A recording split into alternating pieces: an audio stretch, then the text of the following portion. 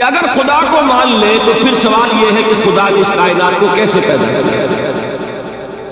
یہ ایک سوال آتا ہے ذہن میں، جس کے نہیں آتا وہ کہے گا پاگل پن ہے، خامخواہ اس پر کیوں سوچتے ہیں، لیکن جس کے ذہن میں سوال آ گیا اس کے لیے بڑی مصیبت ہے۔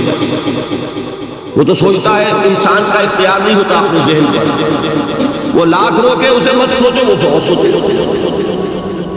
یہ مصیبت ہے فلسفی ہوتی، کیسے پیدا؟ اب ایک تصور تو یہ ہے کہ جیسے یہ میز ہے، بڑھئی نے بنایا اس کو، بڑھئی علیحدہ ہے، میز علیحدہ ہے، لیکن اس میں یہ بات ماننی پڑے گی کہ پہلے کوئی چیز تھی جس سے میز بنائی، لکڑی تو تھی نا، اس سے میز بنائی۔ لہذا ہندوؤں میں ایک عقیدہ یہ ہے کہ خدا بھی قدیم، مادہ بھی قدیم، خدا نے اس مادے سے یہ شے بنا دی، مادے سے یہ بنا دی۔ وہی مٹی کی تغاری ہوتی ہے، کمہار اس سے کوئی رکابی بنا دیتا ہے، کوئی وہ ہڈیا بنا دیتا ہے، کوئی گھڑا بنا دیتا ہے، مٹی تو ہے نا پہلے۔ تو مادہ بھی قدیم، خدا بھی قدیم، اور مادے سے خدا نے یہ شکل بنا دی۔ ٹھیک ٹھیک ٹھیک ٹھیک ٹھیک، یہ بھی سنویت ہو گئی، توحید تو ختم ہو گئی۔ تو جن لوگوں کا ذہن تھا توحیدی، لیکن اس مسئلے میں الجھ گئے، انہوں نے ایک اور شکل تجویز کی کہ خدا خود ہی اس شکل میں تبدیل ہو گیا۔ کیسے؟ جیسے برف پگھلتی ہے تو پانی بن جاتا ہے۔ پانی کہاں سے آیا؟ برف سے۔ اب کوئی پوچھے برف کہاں ہے؟ بھائی یہی پانی ہے، یہی برف ہے یا نہیں؟ اسی پانی کو آگ کے اوپر آپ نے رکھ دیا، وہ بھاپ بن گئی۔ اب آپ کہیں برف کہاں ہے، پانی کہاں ہے؟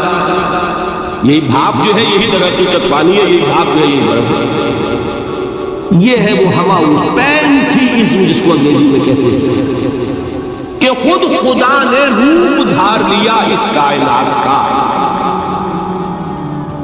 یہ دو فلسفے کیا ہے؟ یہ بدترین شرک۔ پہلی، اگر شکل ہے تو وہ انسان خدا قرار پا گیا، جس کو اوتار مانا وہ خدا ہو گیا کہ نہیں؟ اور دوسری شکل میں تو ہر چیز بھی خدا ہے، یہ بھی خدا، یہ بھی خدا، پتھر بھی خدا، درخت بھی خدا، ہر چیز خدا۔ اس لیے کہ وہ برف پگھلی ہے تو پانی بنا ہے، وہ پانی چاہے زیر زمین آ رہا ہے، وہ پانی چاہے زمین کے اوپر دریا کی شکل میں آ رہا ہے، یا زمین میں سوتے چل رہے ہیں، پانی تو وہی برف ہے جو پہاڑوں پر ہمالیہ پر پڑا ہوا، وہی پگھل رہا ہے، یہ کچھ بن رہا۔ یہ ہے شرک فی الذات کی دوسری قسم جو دنیا میں رہی ہے، پینتھیزم اور انکارنیشن، یا حلول اور ہماؤس۔ سمجھ میں آ گیا؟ اب میں ایک بات آپ سے عرض کروں گا، اللہ کا اس امت پر بہت بڑا فضل ہے جس کا آپ کو شکر ادا کرنا چاہیے۔ اس نوع کے شرک سے یہ امت 15ویں صدی شروع ہو جانے کے باوجود تاحال بحیثیت مجموعی محفوظ ہے۔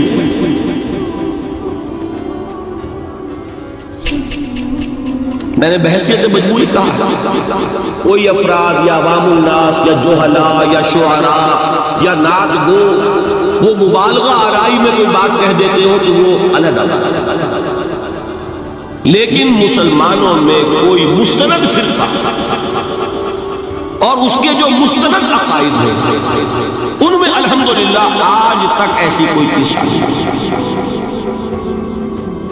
اس کا جب آپ تقابل کریں گے، آپ کا کیا خیال ہے عیسائیوں کو حضرت مسیح سے کتنی محبت تھی؟ اس کا تقابل کیجئے جو محبت مسلمانوں کو رہی حضور کے ساتھ۔ عیسائیوں کی محبت عشر عشیر نہیں بنے، اس محبت کے باوجود کہ ہمیں 10 گنا 100 گنا 1000 گنا زیادہ محبت ہے حضور کے ساتھ، لیکن دیکھیے کہ انہوں نے خدا کا بیٹا بنا دیا۔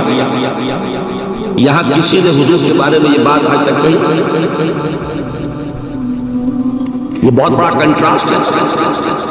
یہ در حقیقت عقیدت اور محبت کا غلو ہوتا، تو عقیدت اور محبت کی کمی تو یہاں بھی نہیں، الحمدللہ ان سے زائد ہے۔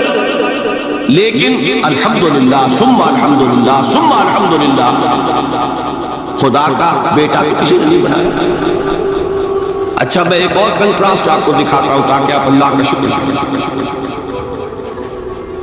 حضرت علی کی کیا نسبت ہے حضور کے ساتھ؟ نبی اور امتی۔ حضرت علی کو خدا کہنے والے پیدا ہوئے کہ نہیں؟ بتائیے نا، کیا وجہ ہے کہ علی کو خدا کہنے والے پیدا ہوئے لیکن محمد کو خدا کہنے والے پیدا نہیں ہوئے؟ صلی اللہ علیہ وسلم ورضی اللہ تعالی عنہ۔ بہت اہم بات ہے، غور کیجیے۔ حالانکہ حضرت علی کا رتبہ کہاں، حضور کا کہاں۔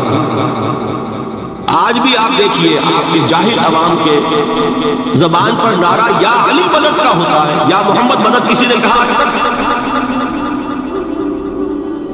یہ یا محمد لکھنے کے کام آتا ہے صرف، وہ مسجد پہ لکھ دو تاکہ پتہ چل جائے یہ فلاں فرقے کی مسجد ہے، دوسرا خود ہی بھاگ جائے گا۔ یہ صرف اس کام کے لیے، باقی جہاں اصل میدان میں بات آتی ہے کوئی نعرہ لگاتا ہے یا محمد مدد، محمد کا رتبہ اونچا یا علی کا، تو ان سے کیوں نہیں مدد مانگی؟ یہ سوالات آپ کے سامنے رکھ رہا ہوں۔ پھر یہ کہ جس طریقے سے کہ غوث اعظم کو پکارا جاتا ہے، کیا محمد کو پکارا جاتا ہے؟ کیا نسبت ہے؟ حضرت علی تو پھر بھی صحابی ہے، خلیفہ چہارم ہے، حضور کے چچا داد بھائی ہے، داماد ہے۔ غوث اعظم تو بہرحال وہ نسبت تو نہیں ہے۔ دیکھیے میں اس کا تعلق جوڑتا ہوں ختم نبوت سے۔ جس طرح اللہ نے خصوصی حفاظت فرمائی ہے قرآن کی، اسی طرح خصوصی حفاظت فرمائی ہے محمد رسول اللہ۔ یہ اسپیشل پروٹیکشن ورنہ نہیں ہو سکتی تھی، یہ خصوصی تحفظ۔ یہاں بھی گاہ پیدا ہو جائے تو صحیح کون کرے گا؟ حضرت مسیح کی اصل حقیقت تو حضور نے آگے بتا دی۔ ذالک عیسی ابن مریم قول الحق الذی فیہ یمترون ما کان للہ ان یتخذ ولدا سبحانہ۔ یہ حضور نے آ کر حضرت مسیح کی حقیقت بیان کر دی۔ سورہ مریم کی یہ آیات سنی تھی نجاشی رحمت اللہ علیہ نے جب حضرت جعفر ابن ابی طالب کی زبان سے، تو کیا کہا تھا تن کا اٹھا کر خدا کی قسم، جو ان آیات میں مسیح کا مقام بیان ہوا ہے، مسیح اس سے تن کا بھر بھی زیادہ نہیں ہے۔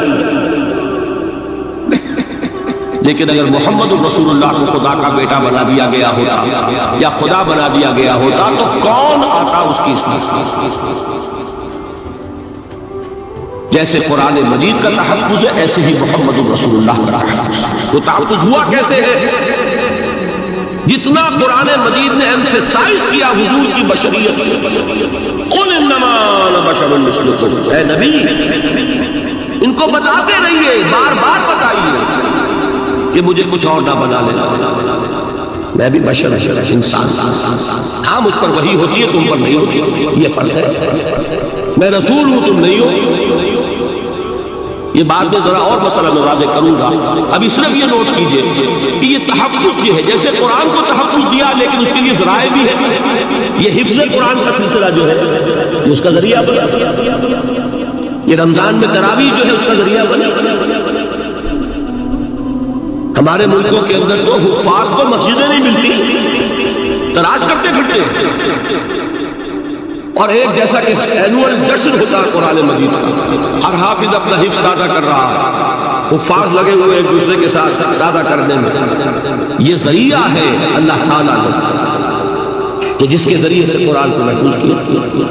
تو حضور کو جو حفاظت دی اس کا ایک طریقہ کیا ہوا؟ قرآن مجید میں حضور کی بشریت کا نمایاں کرنا، اور دوسرا یہ کہ خود حضور نے ایسی باریک بینی سے روکا۔ یہ بھی آپ کو پسند نہیں تھا کہ میں آؤں تو تم کھڑے ہو جاؤ، سنا صحابہ صاحب ہوتے تھے ایک صحابی کی زبان سے نکل گیا ماشاء اللہ و ما شئت، جو اللہ چاہے اور جو آپ چاہیں، فوراً ٹوک دیا اجعلتنی للہ ندا، کیا تم نے مجھے خدا کا مد مقابل بنا دیا؟ مشیت صرف اس کی، یہ روک ٹوک، یہ وہ چیزیں ہیں کہ جس کی بنا پر اللہ نے تحفظ کیا۔ یہ جو آپ نے فرمایا میری قبر کو کسی جلسے اور جشن کا مرکز نہ بنا دے، فرمایا اللہ تعالیٰ لعنت فرمائے بنی اسرائیل کہ انہوں نے اپنے نبیوں کی قبروں کو وہ میلہ گاہ بنا۔ یہ ساری وہ ہے، یہ تحفظات، یہ بچاؤ ہے، یہ امت کو متنبہ کیا جا رہا ہے کہ محبت اور عقیدت کا غلو جیسے پہلے ہوا، یا اہل الکتاب لا تغلو فی دینکم، اے کتاب والو اپنے دین میں غلو سے کام کرو۔ یہ غلو محبت، غلو عقیدت ہے جس کی بنا پر وہ خدا کے بیٹے بنا دیے گئے، اور اگر وہ ہوتا یہاں اللہ نہ معلوم اللہ کے برابر کس طریقے سے حضور کو بنا دیا جاتا، لیکن قرآن نے خود حضور نے اس کی پیشگوئی کی، جس کا ظہور ہم دیکھ رہے ہیں کہ اللہ کے فضل و کرم سے یہ امت تاحال بحیثیت مجموعی محسوس ہے۔ البتہ دیکھیے شاعروں کی باتیں اور ہوتی ہیں، اور عوام کی اور واعظوں کی اور نعت گوؤں کی باتیں بھی ہیں، وہ اور میں جس چیز کی نفی کر رہا ہوں وہ علماء کی بات ہے۔ شاعروں کا تو قرآن مجید کے اندر خود ہی بھاڑا پھوڑ دیا اللہ نے، والشعراء یتبعهم الغاوون الم تر انهم فی کل واد یہیمون انهم یقولون ما لا یفعلون۔ مبالغہ نہ کریں تو شعر میں رنگ ہی پیدا نہیں ہوتا، پھر شعر کائے کو کہنا ہے نثر کہو بھائی، مبالغے سے اس میں ایک تاثیر ہے۔ وہ مبالغے ہمارے شاعروں نے ہمارے نعت گوؤں نے کیے ہیں، اور اس میں اللہ تعالیٰ انہیں معاف کرے بالکل اوتار کر الفاظ بھی استعمال کر دیے۔ وہی جو مستوی اشتھا خدا ہو کر اتر پڑا وہ مدینے میں مصطفیٰ ہو کر۔ بتائیے رام چندر جی کے بارے میں جو عقیدہ ہے، اب کیا فرق رہ گیا؟ بال برابر فرق ہے یا اور نقطے پیدا کرتے ہیں۔ مدینے کی مسجد میں منبر کے اوپر بغیر عین کا ایک عرب ہم نے دیکھا، کیا سمجھ میں آیا؟ عرب میں سے عین نکالا کیا بنا؟ یہ نقطہ آفرینی ہے۔ اسی طریقے سے ہماری شاعری میں کچھ ہمہوس کا رنگ بھی پیدا ہو گیا۔ خود کوزا ہو، خود کوزا کرو، خود گلے کوزا، خود رندے سبو کش، خود برسر آفوزا خریدار قیامت مشکل تو روا شد۔ وہ خود ہی کوزا ہے، خود ہی مٹی ہے جس سے کوزا بنا ہے، خود ہی کوزے کا بنانے والا ہے۔ سمجھ رہے ہیں؟ الفاظ تو بڑے پیارے ہیں، بڑے مزیدار ہیں، آدمی ایک دفعہ وجد میں آ جاتا ہے، لیکن ہے کیا؟ وہی ہے نا کہ وہی جو برف تھا پگھل کر پانی بن گیا۔ خود کوزا ہو، خود کوزا کرو، خود گلے کوزا، خود رندے سبو کش، خود ہی اس کوزے میں شراب ڈال کے پیتا بھی ہے، خود ہی مٹی ہے، خود ہی وہ بنانے والا ہے، خود ہی کوزا ہے، خود ہی اس میں شراب ڈال کے پیتا بھی ہے، اور خود ہی اس کوزے کو توڑ کر اپنا راستہ بھی لیتا ہے۔ اب آپ اس پر سر دھنیے اور جو چاہے کریں، لیکن یہ کہ اس کا ڈانڈے مل گئے کہ نہیں اسی عمل اس سے۔ لیکن یہ کسی مفتی کی بات ہے کیا؟ یا کسی ائمہ دین میں سے کسی کا قول ہے؟ بھائی شاعروں کی باتیں سن لیا کریں، اللہ اللہ خیر سن۔ ان چیزوں کا بہت زیادہ سختی کے ساتھ نوٹس بھی لینے کا کوئی فائدہ نہیں ہوتا۔ بات وہ ہونی چاہیے کہ جو علماء کہہ رہے ہیں مستند عقائد جو ان کی کتابوں میں درج ہے، ان سے بات۔ تو یہ چیزیں، یہ گمراہیاں آئی ہیں، لیکن الحمدللہ ثم الحمدللہ کہ یہ عوام میں ہے، جہلاء میں ہے، شعراء میں ہے، نعت گوؤں میں ہے۔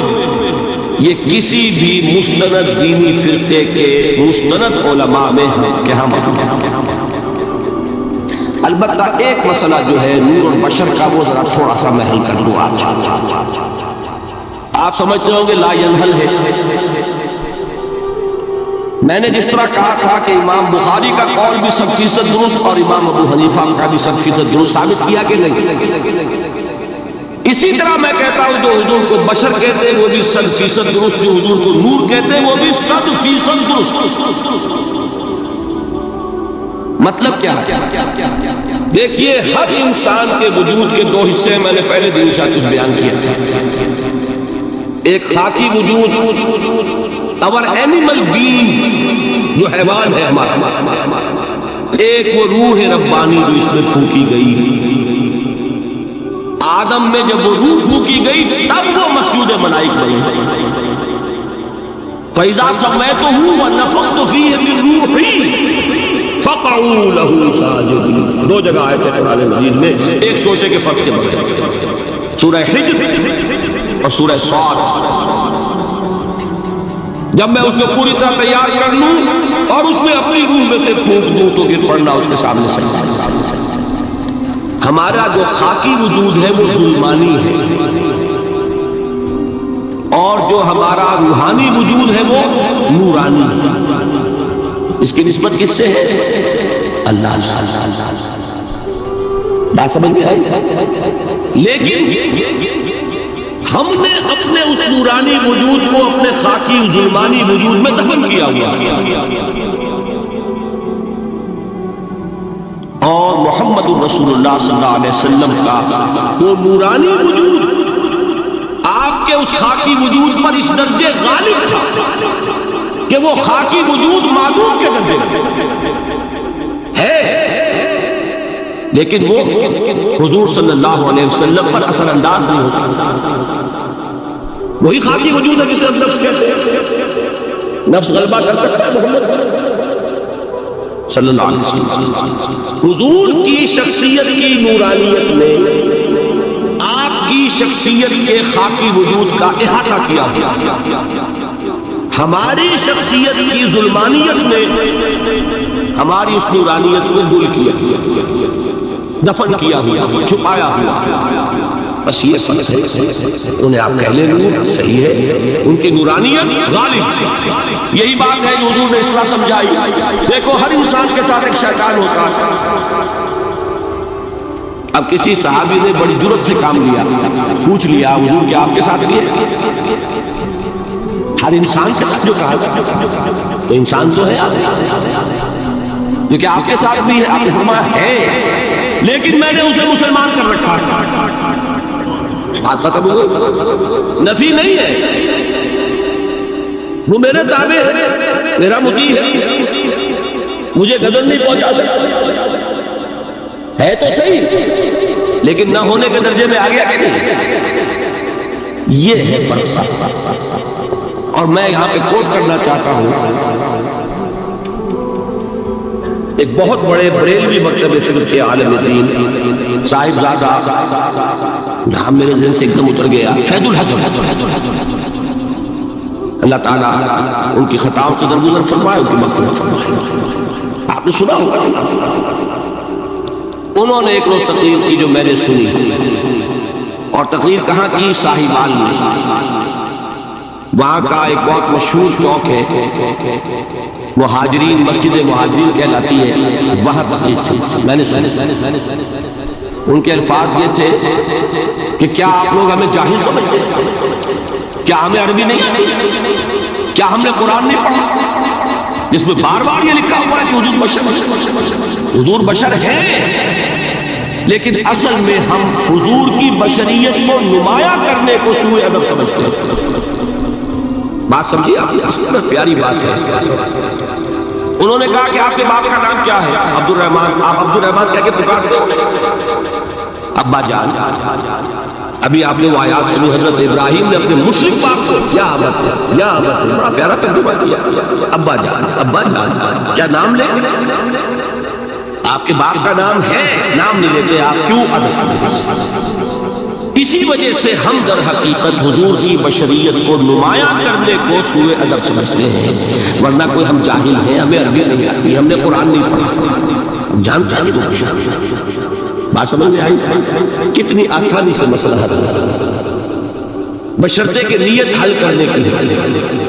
آخر آمنہ کے بیٹے عبداللہ کے بیٹے، عبد المطلب کے پوتے، بچپن آپ پر گزرا ہے، لڑکپن آپ پر گزرا ہے، نوجوانی آپ پر آئی ہے، جوانی آپ پر آئی ہے، شادی آپ نے کی ہے، اولاد آپ کی ہے۔ کون بے وقوف احمق ہوگا کہ جو آپ کی بشریت کا انکار کرے؟ لیکن یہ کہ جس طریقے سے اس کو بیان کیا جاتا ہے وہ ایک مسئلہ بن گیا اختلافی، وہ رد و قضا اور کھینچ تان، اور اس میں بھی سمجھ لیجئے مثلکم پر جو ایمفیسس بعض حضرات دے دیتے ہیں اپنے توحیدی جو ان کے اندر ایک مزاج ہے، اللہ تعالیٰ ان کے مزاج کو اور پختہ کرے، لیکن اس میں بھی مبالغہ کیا جاتا ہے۔ ایک حدیث مجھ سے سنیے جس میں حضور نے مثل کا انکار کیا۔ مثلکم کا مطلب اگر کسی نے سمجھا کہ بالکل ہم جیسے ہیں تو بہت بڑی مغالطہ۔ حضور صوم وصال سے منع فرماتے تھے، خود رکھتے تھے۔ صوم وصال کیا ہے؟ آج روزہ رکھا، شام کو افطار نہیں کیا، وہی روزہ رات بھر چل رہا ہے، اگلے دن بھی چل رہا ہے، شام تک تو جا کے پھر کھولا تو 2 دن کا صوم وصال سے، اگلے دن بھی نہیں کھولا، چلا تو 72 گھنٹے کا صوم وصال ہو گیا۔ یہ کیا ہے؟ صوم وصال خود رکھتے تھے اور صحابہ کو روکا۔ صحابہ میں سے کسی نے ہمت کر لی، حضور آپ خود رکھتے ہمیں روکتے، فرماتے ہیں ایکم مثلی، تم میں سے کون مجھ جیسا ہے؟ ابھی تو عند ربی، میں تو اپنے رب کے پاس رات گزارتا ہوں، وہ یطعمنی ویسقین، وہ مجھے کھلاتا ہے پلاتا ہے۔ بتائیے کون ہے جو اس کا دعویٰ کرے گا؟ حضور کے خصائص ہیں۔ حضور خود فرماتے ہیں تم صرف سامنے سے دیکھتے ہو، میں پیچھے سے بھی دیکھتا ہوں۔ کہاں ہوا وہ مثلیت؟ اگر آپ نے بالکل اپنے جیسا سمجھ لیا تو بڑے محترم ہیں۔ نبی کا مقام ہے، نبی کا رتبہ ہے، نبی کے خصائص ہیں۔ آپ سو گئے تو آپ کی نیند، آپ کی وضو ٹوٹ گئی اور نبی سو گیا تو کہاں گئی مثلیت؟ مثل اس معنی میں جو بشر ہے، نسل آدم سے ہے، اس میں کوئی شک نہیں، اس معنی میں مثل ٹھیک ہے، قل انما انا بشر مثلکم، لیکن ہر اعتبار سے تمہیں سب سے بڑا فرق یہی ہے کہ وہی آ رہی ہے۔ معراج پہ تشریف لے گئے ہیں، اس دنیا میں بیٹھے ہوئے بھی جنت کا مشاہدہ فرما دیتے ہیں، کرا دیا جاتا ہے، دوزخ کا مشاہدہ کرایا جاتا ہے، فرشتے کو دیکھ رہے ہیں، یہ چیزیں ہیں۔ اور پھر خصائص جیسا کہ میں نے عرض کیا کہ آپ پیچھے سے بھی دیکھتے ہیں۔ آپ کا معاملہ یہ ہے کہ آپ اگر سو جائیں تو آپ کا وضو نہیں ختم ہوگا۔ یہ ساری چیزیں جو ہیں ان سب کو بیلنس کیجئے تو معلوم ہوگا کہ آپ بشر بھی ہیں 100%، لیکن آپ کی وہ نورانیت، آپ سراج منیر، ہدایت کا روشن چراغ، آپ کی جو روح انور ہے وہ آپ کے اس جسدی وجود پر اس طریقے سے حاوی ہے کہ گویا کہ اس نے اس کی ظلمانیت کو ختم کر کے رکھ دیا۔ اس معنی میں کوئی کہے نور مجسم کو مجھے کوئی یہ ہے ان چیزوں کو جمع کرنے کی شمشیر، خام خواہ کی کھینچتان کے سوا کچھ۔ بہرحال یہ پہلا حصہ ختم ہوا، شرک فی الذات۔ اب آئیے شرک فی الصفات۔ میں نے عرض کیا تھا کہ یہ ایک بڑا علمی مسئلہ ہے اور اس میں ٹھوکر لگ جاتی ہے۔ وجہ کیا ہے اس کو سمجھ لیں۔ بنیادی بات ہماری زبان جو ہے وہ بہت محدود ہے، ہماری ہی زبان ہے جسے اللہ نے ذریعہ بنایا اپنی ہدایت کا، ورنہ ہمارے پلے نہ پڑتی بات۔ لیکن ہماری زبان کی محدودیت ہے، اس محدودیت کا ایک مظہر یہ ہے کہ ہم جو الفاظ اللہ کے لیے بطور صفت استعمال کرتے ہیں وہی الفاظ مخلوقات کے لیے بھی کر لیتے ہیں۔ اللہ موجود، ہم بھی موجود، اللہ زندہ، ہم بھی زندہ، اللہ علیم، تو انسان علیم بھی علیم نہیں، علامہ بھی ہے کہ نہیں؟ یہ تو بڑا مبالغے کا لفظ ہے انسان علامہ ہے. اللہ دیکھتا ہے بصیر ہے, جی بصیر ہے. اللہ سنتا ہے سمیع ہے, جی سنتے ہیں. اللہ کو قدرت حاصل ہے, کچھ ہمیں بھی حاصل ہے. ایک مکہ مارا تھا حضرت موسیٰ نے جان نکال دی ہے نا. اللہ چاہتا ہے, ہم بھی چاہتے ہیں. اسے دیکھیے چاہت میں وہ ہو گیا تھا جس پر روک دیا حضور. ماشاء اللہ و ما شئت اجعلتنی للہ ندا, کیا تم نے مجھے اللہ کا مد مقابل بنا دیا. دھوکہ ان الفاظ کے اشتراک کی وجہ سے. بات سمجھ میں آئی؟ اب اس میں فارمولہ میں نے عرض کیا تھا کہ ایک نوٹ کر لیں تو مسئلے سارے حل ہو جائیں. جب ہم کوئی لفظ بطور صفت اللہ کے لیے بولتے ہیں اور اسی لفظ کو مخلوق میں سے کسی کے لیے بولتے ہیں, مخلوق میں سب آ گئے, جمادات, حیوانات, انسان, اولیاء اللہ, فرشتے, انبیاء, رسول, سب مخلوق ہیں. تو کل مخلوقات جب ہم ایک لفظ بطور صفت استعمال کریں گے اللہ کے لیے اور اسی لفظ کو استعمال کریں گے بندوں کے لیے, تو ان میں 3 فرق ہیں جو ذہن میں رہنے چاہیے. گن کر یاد کیا. اللہ کی ذات قدیم ہمیشہ سے, اسی طرح اس کی صفت بھی قدیم ہے, ہمیشہ سے ہے. مخلوقات حادث ہیں, ان کی صفات بھی حادث ہے. حادث قدیم کے مقابلے میں کہ پہلے نہیں تھی پھر ہو گئی.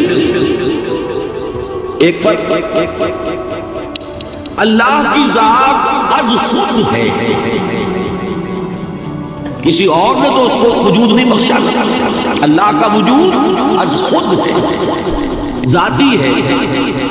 اسی طرح اس کی صفات ذاتی ہے, کسی اور کی عطا کردہ نہیں. مخلوق کوئی ہو کس باشا, ان کا وجود ذاتی نہیں عطائی ہے, اللہ نے دیا تو وجود ملا. اسی طرح ان کی صفات عطائی ہے, ذاتی ہے. 2 فرق ہو گئے.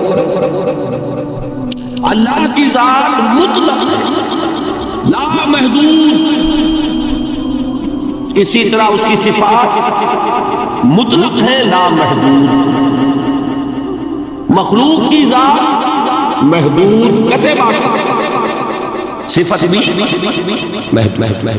3 فرق. ذاتی عطائی, قدیم حادث, لا محدود. 3 فرق ذہن میں رہے تو جو صفت بھی آپ بولیں گے اس میں یہ تینوں باتیں ذہن میں سمجھ میں آ گئی بات. اب اس کا اطلاق کیجیے تو یہ علم غیب کا مسئلہ حل ہو جائے گا. یہ بھی لا ینحل سمجھا جاتا ہے. علم کسی کا بھی, انسان, فرشتہ, اولیاء, انبیاء, رسول, حضور صلی اللہ علیہ وسلم, کسی حادث ہے, قدیم نہیں ہے, عطائی ہے, ذاتی نہیں ہے, محدود ہے, لا محدود نہیں ہے. 3 باتیں مان لیں, شرک نہیں ہوگا. ان میں سے ایک کو ساقط کر دیں, شرک.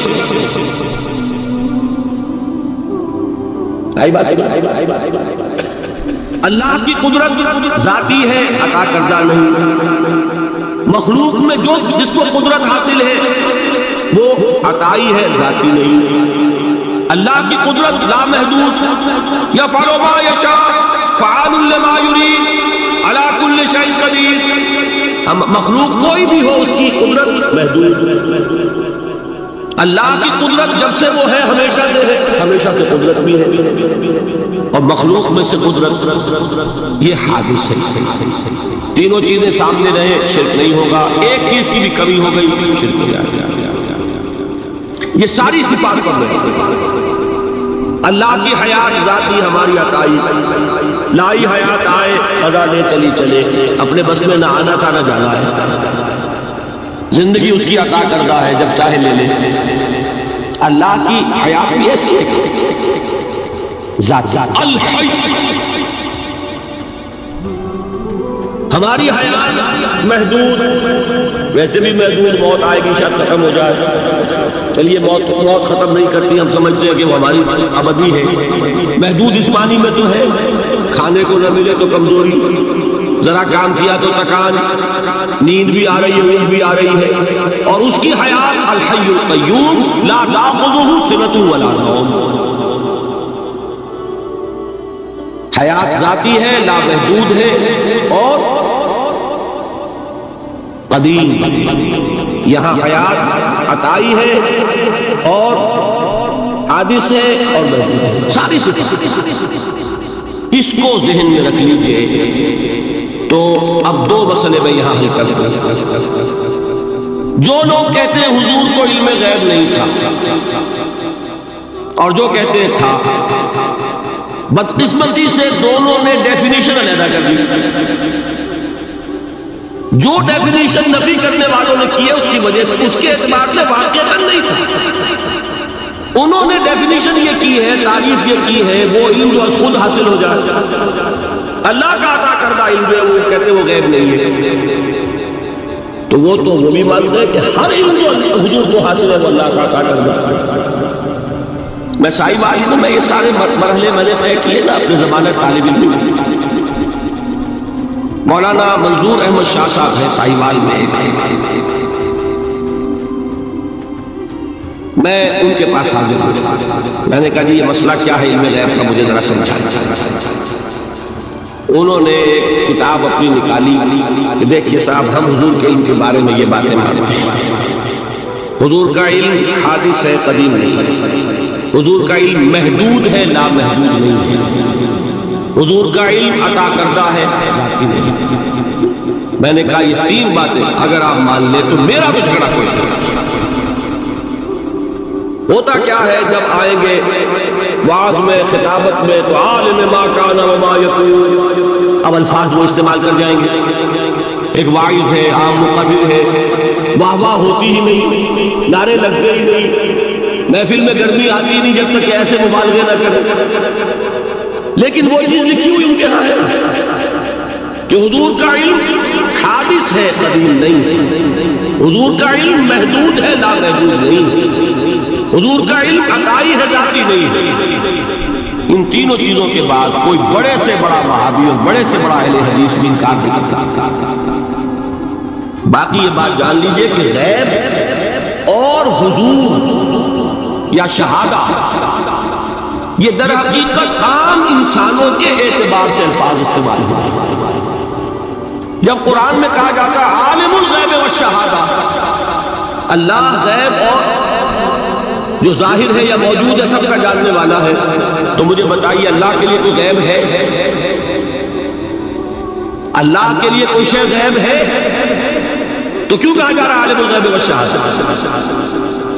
وہ ہمارے اعتبار سے کہا جا رہا ہے، جو تمہارے لیے غیب ہے اللہ اس کو بھی جانتا ہے، اور جو تمہارے سامنے اللہ اس کو بھی جانتا ہے۔ اللہ کے لیے تو کل شہادہ ہے، کسی شے کا لا یعزب عنہ مثقال ذرۃ فی السماوات والارض، آسمانوں اور زمین کا ایک ذرہ بھی اس سے غائب